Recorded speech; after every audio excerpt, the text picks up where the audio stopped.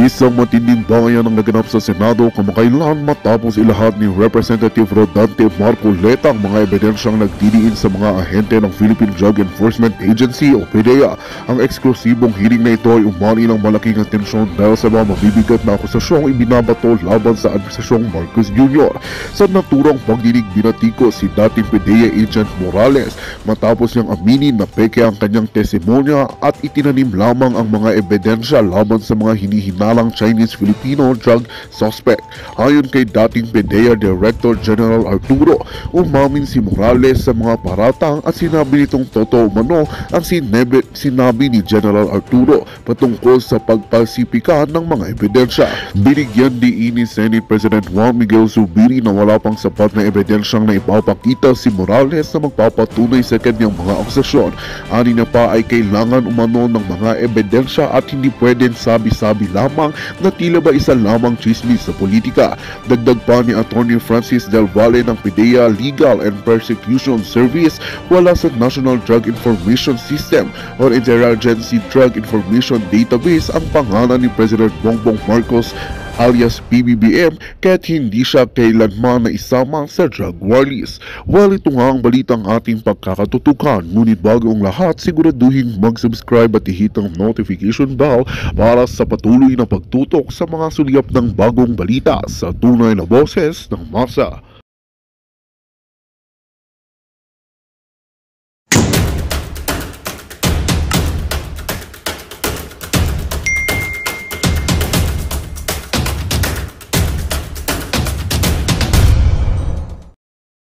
The color, sige, Mr. yung Chairman. color kanina.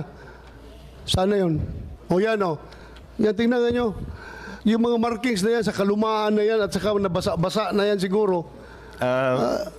Mr. Chairman, I went to the College of Law. I would photocopy at least about 100 volumes of SCRA. Depende ho dun sa Xerox eh. May Xerox na maganda. May Xerox, so yung mas murang Xerox, mas pangit eh. Yung mamisong Xerox nun, clear eh. Well, magkakaroon din ng kanya-kanyang Yes, I agree, but opinion nito.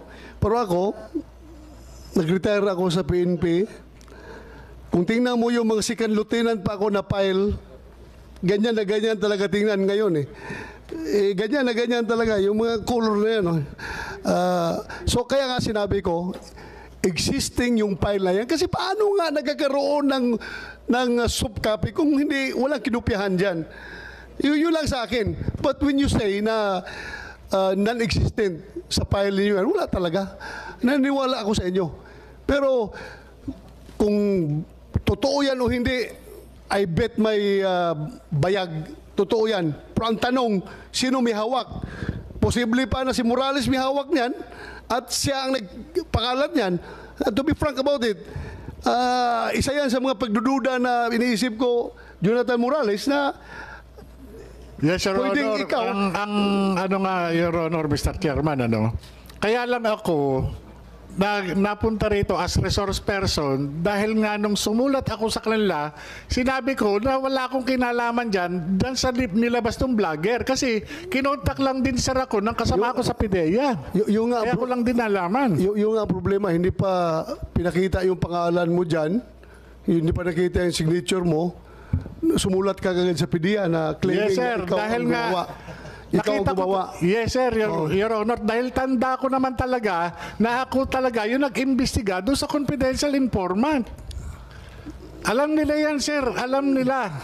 Dinideny lang nila ngayon. Anyway.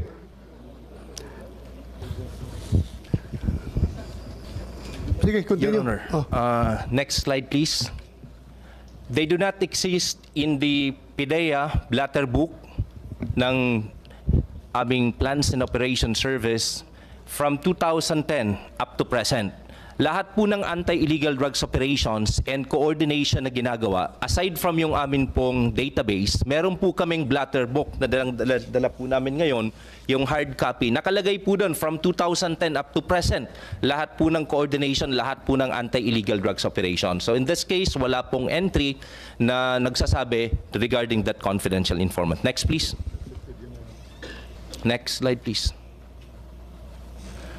Ito po yung certification that we have from the Plans and Operations Service stating therein na wala nga pong nakalagay doon na nagpumunta na confidential informant and wala pong nag-coordinate regarding that matter. Next slide, please.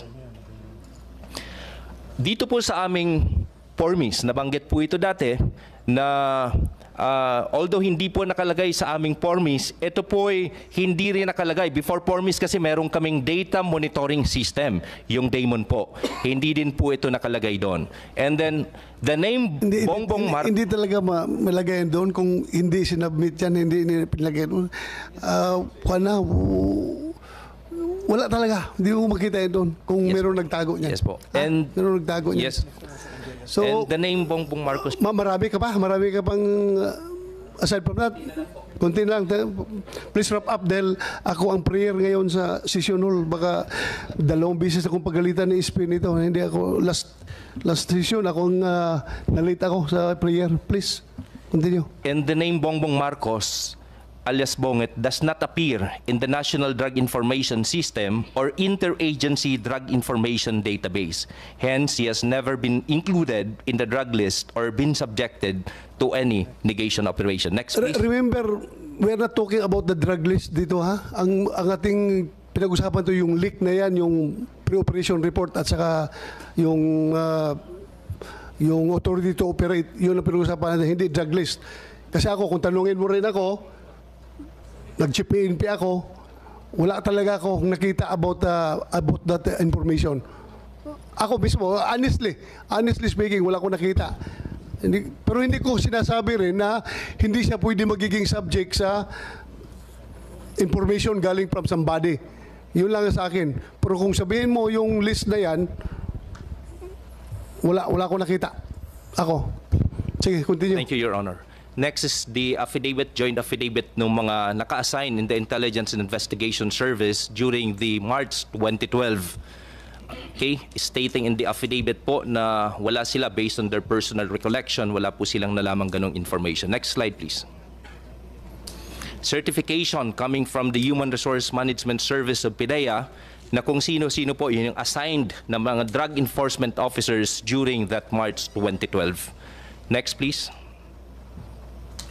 And ito po, yung pagkatao ng ating resource person, one of the topics that we discuss in the investigation that we have conducted.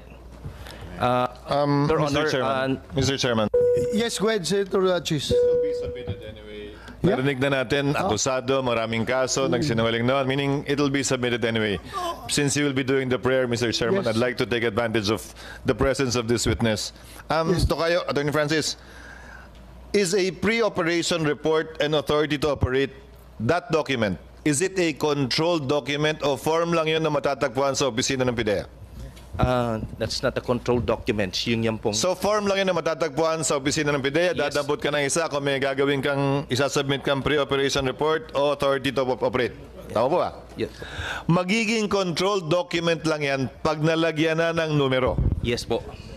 So hanggat wala pang numero yan, hindi pa yan controlled document, therefore hindi pa yan official document, therefore hindi pa sa public document, therefore hindi pa sa kasama sa official records ng PIDEA. Yes po.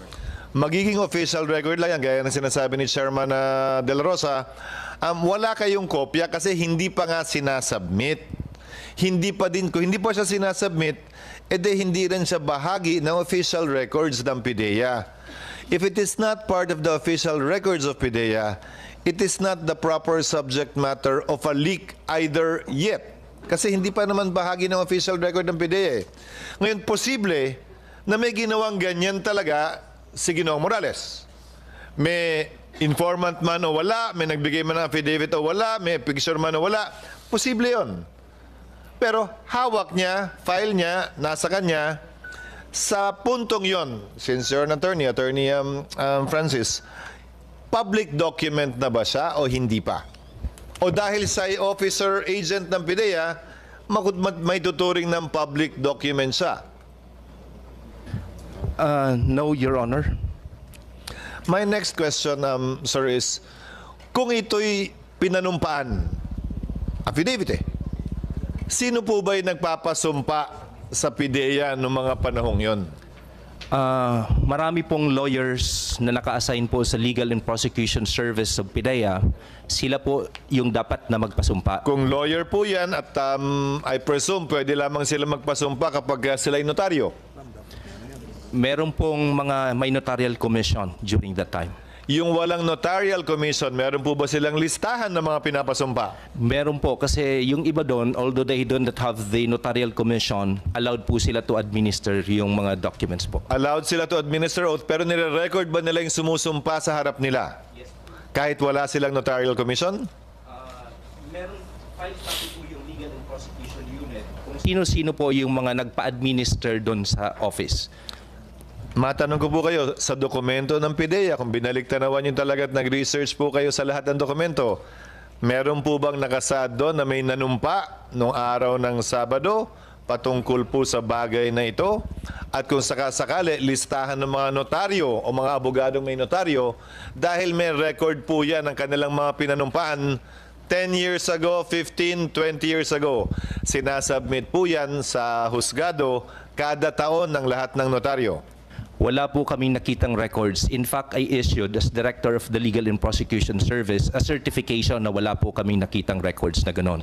And if I may add po, Your Honor, hindi po ito kasi yung usual na once mayroon pong confidential informant na, for example, first time na pumunta, wala pong confidential informant na papayag na itatranscribe into sworn statement po yun. Kasi in the sworn state, kung magiging affidavit po ito, ilalagay niya yung pangalan doon and then sasamahan niya po si Ginoong Morales sa Legal and Prosecution Service. Wala pong confidential informant na papayag sa ganun. So sa kasong ito, kung may affidavit man, personal na yon, kung sang notaryo man yon, kung may pre-operation o authority to operate man, hindi pa niya sinusumite kung sakasakali. Para tumugma nga yung sinasabi ng chairman na posibleng may ganun dokumento na ganun nakakatagal, pero hindi dumapo, hindi nakaabot, hindi nakarating sa talaan, sa record, sa dokumento na nasa pangahawak ng PIDEA para maging official document ito. Yes po. Although binanggit po ni Mr. Morales during the first hearing na yung affidavit daw is pinanotaryahan nyo or nag-subscribe dun sa Legal and Prosecution Unit of PIDEA. Walang record nga doon Wala pong records. nang may sumumpa doon sa petsang yon. Wala po, Your Honor. Huling katanungan, Ginoong Chairman. Itong pre-operation report at saka authority to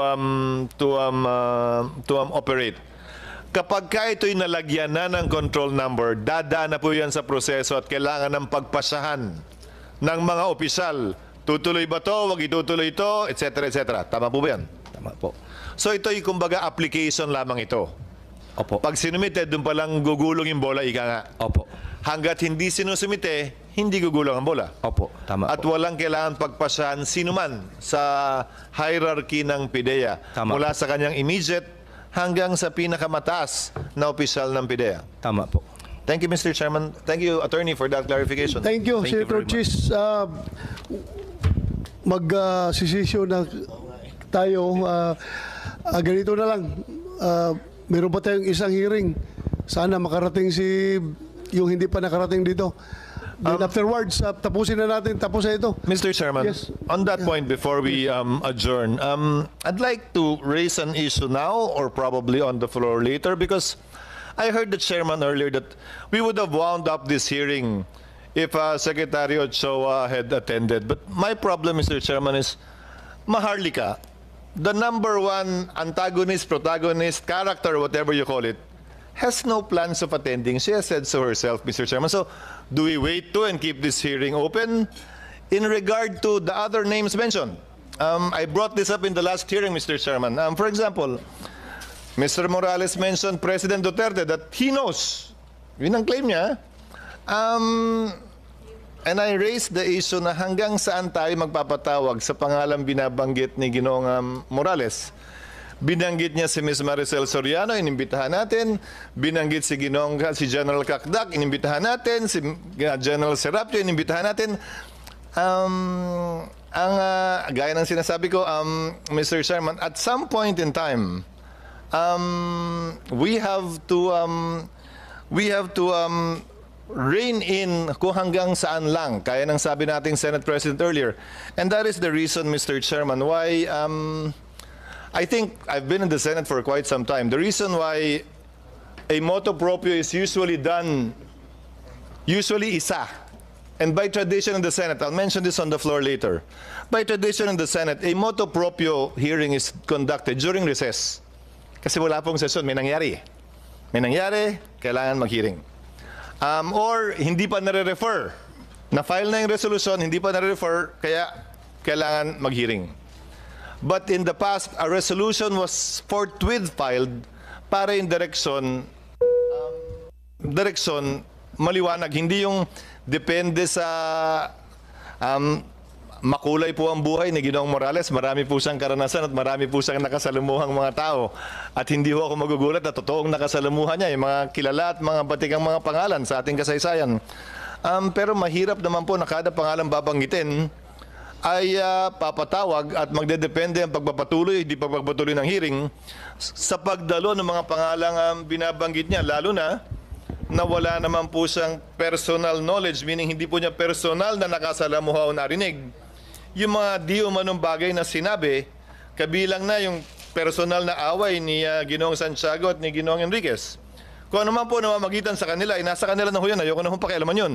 Kung ano man po ang sama ng loob ni General Santiago kanina kay Ginoong Enriquez na tila meron, nasa sa kanila na ho yun. Pero lumalabas pa rin po dito at obligado tayong pakinggan at pagbigyan.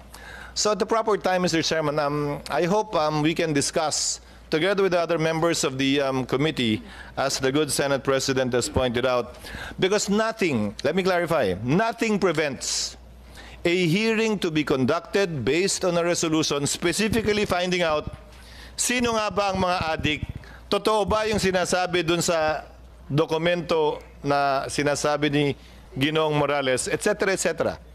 Nothing prevents that from being done. Pwede po yan gawin mamaya o bukas, may pwede mag-privilege speech at yun po yung basihan ng pagdinig. Pero base sa privilege speech, base sa resolution, yun po ang magiging limitasyon ng pagdinig. Dahil sa totoo lang, naiintindihan ko ating chairman dahil interesado naman ako mapakinggan din. May opening sa lahat ng sinasabi ng ating mga testigo.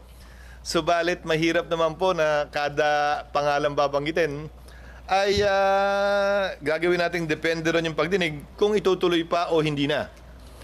Yes, Thank you, Mr. Chairman. Again, I submit. thank you. I admire your insights, your inputs, and again, I have, kung hindi ko pa na-rule yan, right here, right now, I'm going to rule that kahit na nabanggit ni Morales, ni PDEA Agent Morales, si President Duterte, si President Bongbong Marcos, I have to rule now as the chairman of this committee that I'm not going to invite those personalities. Now, but please just give this chairman the, you know, the, how do I English this? Just give this chairman the, Leeway. no, not leeway. I'm referring to give this chairman the prerogative to invite kung sino ang gustong i-invite. And anyway, yung sinabi ni General Kakdak, most of them are not, kung to be strict about it, about the being a germane to the topic, ay medyo ibang topic na yun, di ba? But still, we have gained some insights coming from his statements as far as the drug situation of the Philippines is concerned. So nagpasalamat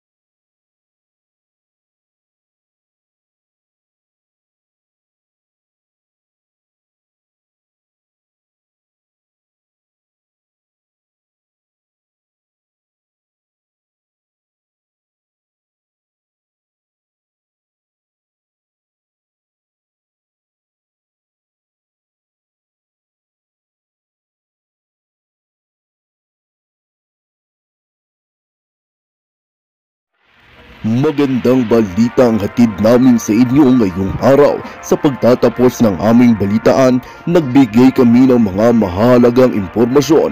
Maraming salamat sa pagtutok at pagsuporta sa aming programa. Huwag kalimutang manatili sa mga susunod na araw para sa mga bagong balita at mga kwento na dapat nating abangan. Mula sa Boses ng Masa, magandang araw Pilipinas!